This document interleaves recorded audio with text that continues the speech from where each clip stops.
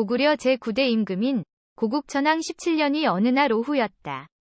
을파소는 그 당시의 국상이었다. 나라를 바로 다스리려면 백성들의 실정을 잘 알아야 한다.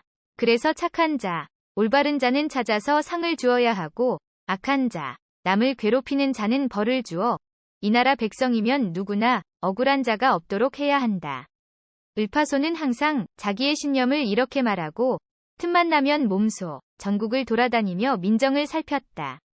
을파소가 왔다는 말만 들어도 그 마을에서 조금이라도 고약한 짓을 저지른 자는 겁에 질려 몸둘 곳을 몰랐고 죄 없이 선량하게 살아온 백성들은 인자한 아버지를 맞이하듯이 반겼다. 을파소가 한 마을에 당도하여 서서히 걸음을 옮기자 저편에서 한 노파가 거꾸러지듯 달려왔다.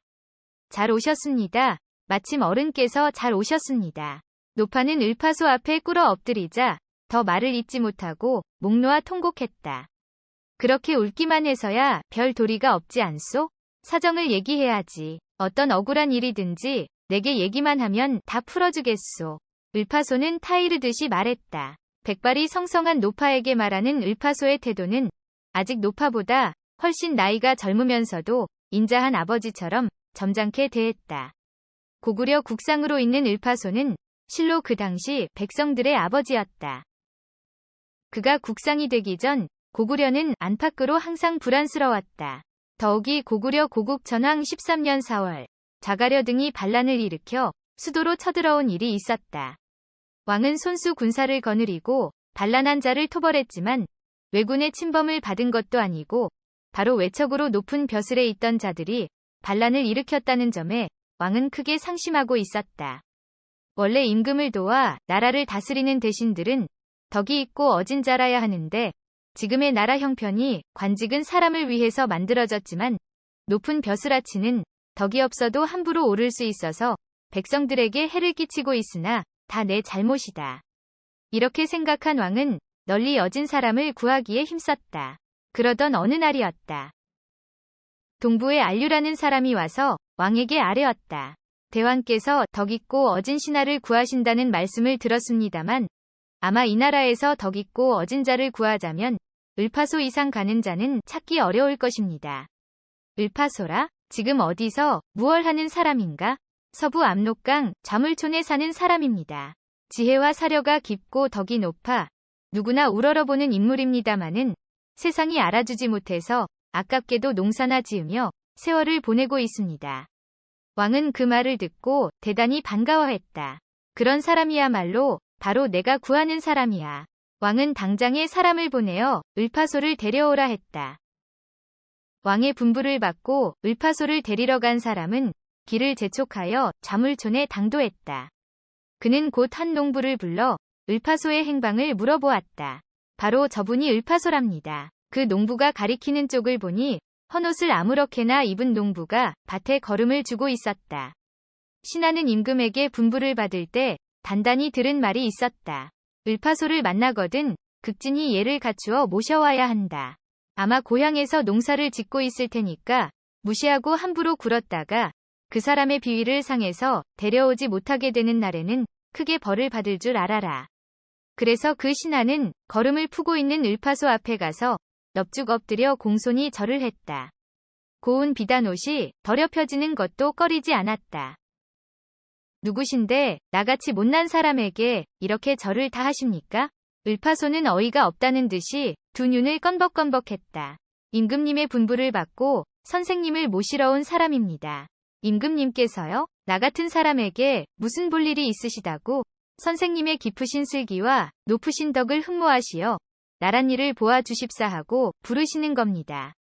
나란 일을? 농사나 짓는 촌사람이 뭘 안다고요? 비록 이렇게 시골서 농사나 지으시지만 선생님의 높으신 이름을 세상에 모르는 사람이 없습니다. 어서 이 가마를 타십시오. 임금님께서 부르시면 아니 갈 수 없지만 촌사람이 가마를 탔다간 남들이 기겁을 하겠소. 을파소는 흙 묻은 손을 툭툭 털더니 옷도 갈아입지 않고 그냥 나섰다. 을파소가 걸어가니 그 신하도 걸어갈 수밖에 없었다. 두 사람은 모처럼 가지고 온 가마는 비워놓고 어슬렁어슬렁 궁궐을 향해 걸어갔다. 농부의 옷차림을 하고 들어선 을파소를 보고 왕은 속으로 더욱 감탄했다. 과연 보통 인물이 아니구나. 임금이 부른다면 큰 수가 났다 해서 차려입고 달려오는 것이 보통일 텐데 저렇게 꾸밈없이 나타나다니. 이만하면 넉넉히 큰일을 해낼 인물이로군. 이렇게 생각한 왕은 을파소의 손을 잡아 높은 자리에 앉히고 간곡히 말했다. 내 선조의 뒤를 이어 백성을 다스리는 자리에 있게 되었소만 워낙 덕이 없고 재주가 부족해서 제대로 다스리지를 못하는구려. 그런데 선생은 깊은 지혜와 덕을 지니고서도 시골에 파묻혀 그냥 세월을 보내시니 어찌 나라와 백성을 위해서 애석한 일이 아니겠소. 부디 내 힘이 되어 나라를 다스려 주시면 다만 나의 기쁨일 뿐 아니라 나라와 백성들에겐 크나큰 복이 되리라 생각하오. 그러고는 그 자리에서 중회대부라는 벼슬을 주었다. 그러자 을파소는 잠깐 생각에 잠기더니 공손하지만 거침없이 말했다. 원래 부족한 사람이 나라를 다스린다고 어찌 백성들이 따르겠습니까? 대왕께서는 마땅히 더 훌륭한 사람을 구하시어 높은 벼슬을 주시도록 하십시오. 그래야만 백성들이 따르고 나라는 잘 다스려질 것입니다. 을파소가 이렇게 거절하자 왕은 아차했다. 을파소가 부족한 사람이라고 한 말은 곧 벼슬이 부족하다는 뜻을 그렇게 돌려서 말한 것이리라. 중회대부쯤으로는 그 위에도 높은 벼슬아치가 많은데 어떻게 뜻대로 나라를 다스리겠느냐는 을파소의 말은 이런 뜻이라고 왕은 짐작했다. 왕은 곧 웃음을 지으며 고쳐 말했다. 내 지금 중회대부란 벼슬을 내린 것은 물론 부족한 줄 잘 아오. 그러나 한꺼번에 높은 벼슬을 내리자면 법규가 문란할까 해서 그런 것이니 섭섭히 여기지 마시오. 그러고는 불과 며칠이 못되어 국상이라는 신하로서는 가장 높은 벼슬을 주었다. 자, 이렇게 되니 야단이 났다. 아니, 도대체 대왕께서 나라 꼴을 어떻게 만드시려는 거야. 어제까지 시골서 거름이나 푸던 자를 국상으로 삼다니. 그리고 대대로 공로가 많은 우리들이 그 촌놈 밑에서 굽실거려야 한단 말야? 안 될 말이지. 그 놈을 당장 쫓아내야 해. 대신들과 왕족들이 이렇게 떠들며 들고 일어났다. 그러나 임금의 결심은 굳었다. 임금이 정한 일에 반대하는 자가 누구냐? 앞으로 국상의 명령을 듣지 아니하는 자는 아무리 벼슬이 높고 귀한 몸이라 하더라도 다 잡아 죽일 것이며 그뿐 아니라 그 가족까지 죄를 면치 못할 것이다. 임금의 이 같은 믿음에 을파소는 감격했다. 선비란 원래 자기를 알아주는 일을 위해 모든 힘을 다하는 법. 이제 임금께서 이토록 두터운 믿음을 베풀어 주시니 내 어찌 그 은혜를 갚지 않겠는가. 그는 모든 지혜와 정성을 다하여 임금을 섬기고 백성을 위해 애써왔다. 지금 이렇게 방방곡곡 마을을 찾아다니는 것도 을파소의 한 가지 정성이었다. 을파소의 인자한 말에 노파는 겨우 울음을 그치고 자초지종을 말하기 시작하였다. 제 말씀을 들어보십시오. 국상 어른, 어디 말을 해보시오. 저는 원래 늙은 남편과 어린 딸과 셋이서 살아왔습니다. 가난한 살림이지만 남부럽지 않게 그럭저럭 살아왔습니다. 그런데 오늘 빨래를 하러 냇가에 나갔다 돌아와 보니 여기까지 말하고 노파는 다시 흐느껴 울기 시작했다. 돌아와 보니 무슨 변이 생겼다 말이요. 노파는 대답을 못하고 그저 울기만 했다. 그러자 노파를 따라온 동네 사람 하나가 대신 대답하는 것이었다. 그 댁 영감님하고 딸아이가 한꺼번에 죽어 있었답니다. 노파는 다시 벌떡 일어났다. 그리고 을파소의 소매를 잡아 흔들며 애걸복걸했다. 을파소 어른, 원수를 갚아주십시오. 우리 영감은 나쁜 일이라곤 털끝만치도 한 적이 없고 우리 딸녀는 철 모르는 어린아이인데 그걸 죽이다니.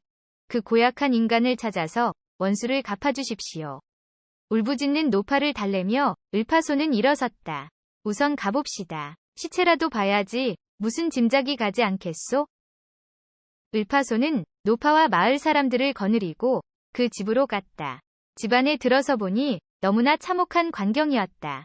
과연 늙은 남자와 어린 계집아이가 쓰러져 있는데 노파의 남편으로 짐작되는 늙은이는 목 줄기에서 피를 흘리며 죽어 있고 어린 계집아이는 배가 물동이처럼 부어서 죽어 있었다.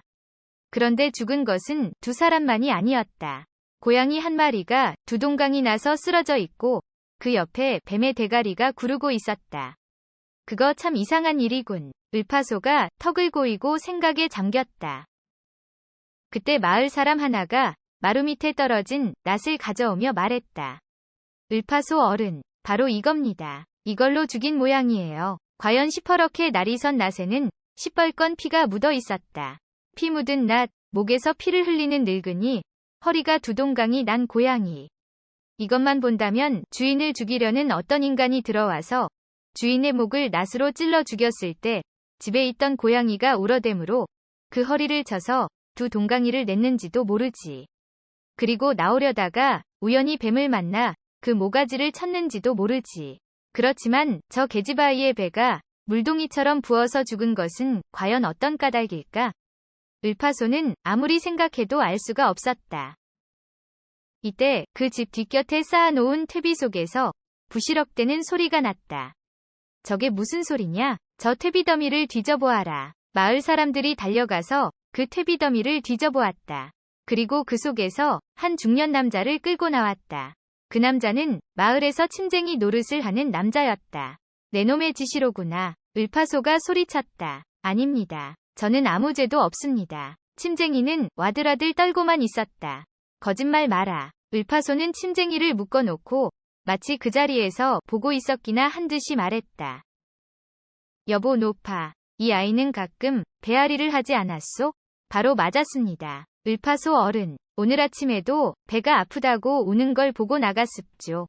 침쟁이는 들어보아라. 오늘 아침 이 애가 배가 아프다고 울고 있는데 마침 너는 이 집 앞을 지나가고 있었다.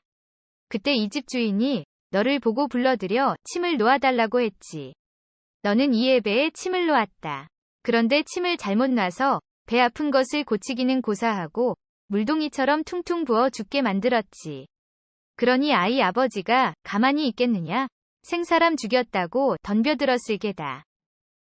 두 사람은 옥신각신하다가 마침 기둥에 걸린 낫을 보고 네가 그 낫으로 이 집 주인의 목을 찔렀지. 주인이 피를 흘리고 쓰러지는 것을 보자 집에 있던 고양이가 겁에 질려 울어댔을 게다. 너는 동네 사람들이 들을까 겁이 나서 고양이도 그 낫으로 죽였다. 그리고 도망치려는데 하늘이 네 죄를 미워하셨는지 독사 한 마리가 나타나서 너에게 덤벼들었다. 너는 그 독사도 낫으로 목을 잘랐다. 그때 밖에서 이 집 노파가 들어오는 소리가 들렸다. 너는 허둥지둥 숨는다는 것이 이 퇴비더미 속에 들어가게 된 거다. 그렇지? 그리고 을파소는 마을 사람들에게 소리쳤다. 이 극악무도한 놈을 잡아묶어라. 마을 사람들은 당장에 달려들어 꽁꽁 묶었다. 억울합니다. 천지신명에 맹세하고 제가 죽이지 않았습니다. 네가 죽이지 않았다고? 을파소는 비꼬는 눈초리로 침쟁이를 노려보았다. 죄인이 네 아니면 따로 있을 것이 아니냐? 그 죄인을 대라. 그러자 침쟁이는 고개를 푹 떨구었다. 죄인은 없습니다. 누구의 죄도 아닙니다. 무슨 소리를 하느냐? 죽인 사람이 없이 어찌 사람이 둘이나 죽어 넘어졌느냐? 고지 듣지 않으실는지 모르지만 제 이야기를 들어주십시오.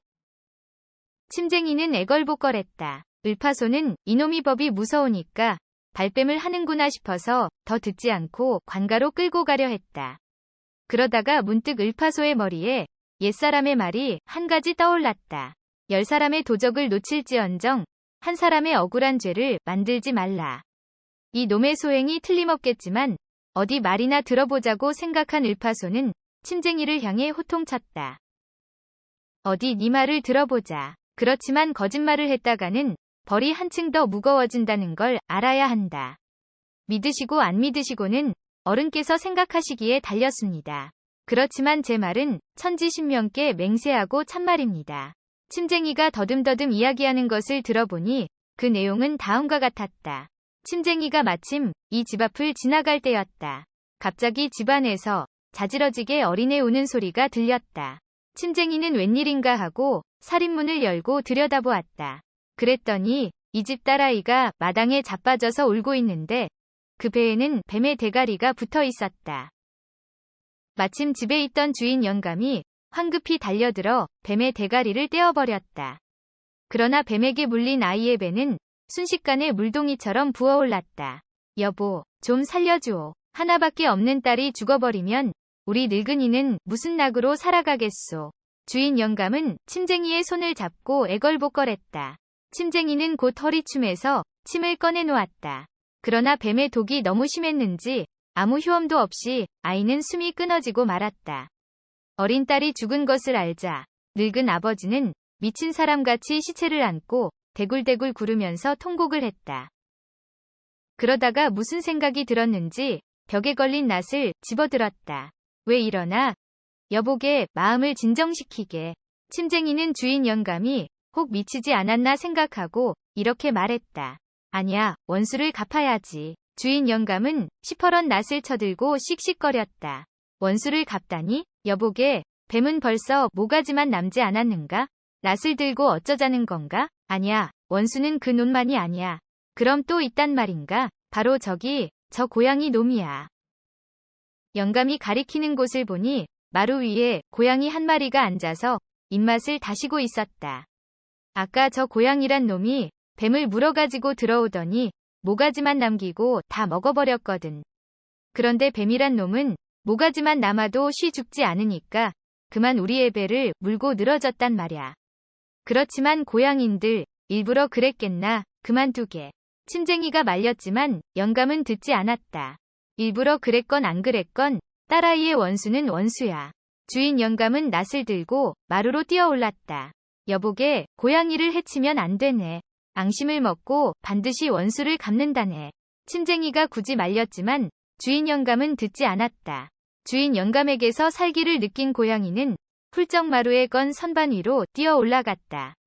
요놈의 괭이. 주인 영감은 선반 위에 있는 고양이에게 낫을 내리쳤지만 고양이는 날쌔게 몸을 피해서 껑충 뛰어오르더니 다음 순간 주인 영감의 목덜미를 덥석 물었다. 으악! 비명과 함께 주인 영감은 낫으로 고양이의 허리를 치며 쓰러졌다. 고양이의 허리는 두 동강이 나고 쓰러진 주인 영감도 목 정맥이 터져 이내 숨이 끊어졌다. 이때 마침 주인 노파가 돌아오는 발소리가 들렸다. 침쟁이는 하도 이상한 사건이라 사실대로 말해도 아무도 믿지 않고 자기가 죄인이라고 의심할 것이라 생각하고 급히 숨은 곳이 퇴비더미 속이었다. 그리고 빠져나갈 틈을 엿보고 있었지만 이제까지 집안에서 사람이 들끓어서 꼼짝을 못했다는 것이다. 침쟁이의 말을 다 듣고 난 을파소는 대단히 난처했다. 그 말을 꾸며댄 거짓말이라고 하자니 그렇게 단정할 증거가 없었다. 그렇다고 그 말을 고지 듣자니 그건 역시 아무런 증거가 없었다. 마을 사람이나 주인 노파는 아까 을파소가 추측해서 한 말을 믿었지 침쟁이의 말은 믿지 않았다. 그 놈이 죄를 짓고도 죽기 싫으니까 별 맹랑한 소리를 다 하는군. 을파소 어른, 어서 그놈을 관가로 끌어다가 엄한 벌을 내리도록 하십시오. 을파소는 경솔하게 자기 추측을 말한 것을 뉘우쳤다. 백성들은 자기 말을 하느님의 말처럼 믿고 있었다. 그런데 이제 와서 그 말이 잘못되었다고 하면 자기 위신이 얼마나 떨어질 것인가. 그러나 침쟁이의 말이 거짓말이라고 할 아무런 근거도 없었다. 침쟁이의 말이 사실이라면 자기는 억울한 백성 하나를 죽이게 되는 것이 아닌가? 자기 체면을 생각해서 억울한 백성을 죽인다는 것은 큰 죄악이었다. 이러지도 못하고 저러지도 못하는 을파소의 눈에 문득 신기한 것이 보였다. 두 동강이 난 고양이의 뱃속에서 뱀의 꼬리가 조금 나와 있는 것이었다. 이것으로 네 말 중에 하나는 들어맞았다. 고양이가 뱀을 먹은 것은 틀림없다 말야. 그렇지만 가장 중요한 건 고양이가 주인의 목덜미를 물어뜯었다는 점인데 그것은 무엇으로 증명하지? 아, 그건 고양이의 입을 열어보십시오. 입속에 살점이 남아있을지도 모릅니다.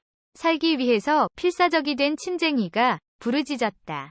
당장에 고양이의 입을 열어보았다. 쭈글쭈글 주름이 잡힌 사람의 살점이 들어있었다. 을파소는 즉시 침쟁이의 결박을 풀어주었다. 그러고는 두 손을 마주잡고 사과했다. 용서하오. 내가 밟지 못해서 죄 없는 사람 하나를 죽일 뻔했소. 체면도 가리지 않고 자기 잘못을 당장에 사과하는 국상. 그것은 백성들의 눈에는 의신이 떨어지는 존재가 아니라 오히려 겸허하고 믿을 수 있는 존재였다. 을파소는 그 침쟁이에게 사과하는 뜻으로 상을 베풀고 죽은 영감과 어린아이는 후이 장사를 지내주었으며 죄 없이 죽은 고양이와 뱀을 함께 묻어주었으니 사람들은 그것을 묘사총이라고 불렀다. 을파소는 그 후 억울한 백성, 가난한 백성들을 위해서 많은 일을 했다. 그리고 산상왕 7년, 국상이 된 지 13년 만에 세상을 떠나니 모든 백성들이 마치 친아버지라도 잃은 듯이 슬피 통곡했다고 한다.